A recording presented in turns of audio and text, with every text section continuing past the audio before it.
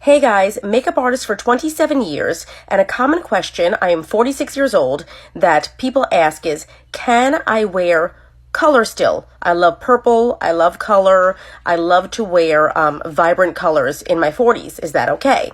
And my thing is, yes, but this is how we were taught to wear color, right?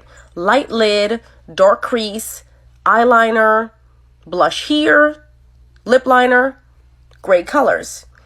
Yes, we can wear it, but let's modify how we wear it. Same amount of color applied. Higher application, done a little bit more modern versus this, okay? Yes, we can wear purple, we can wear colors, but let's kind of change the way we're wearing it to give us a different result. So that is my tip of the day. When you wear something, our face is changing.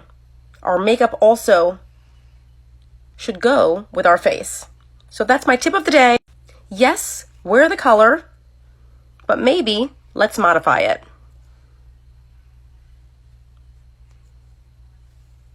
All right, I hope this helps.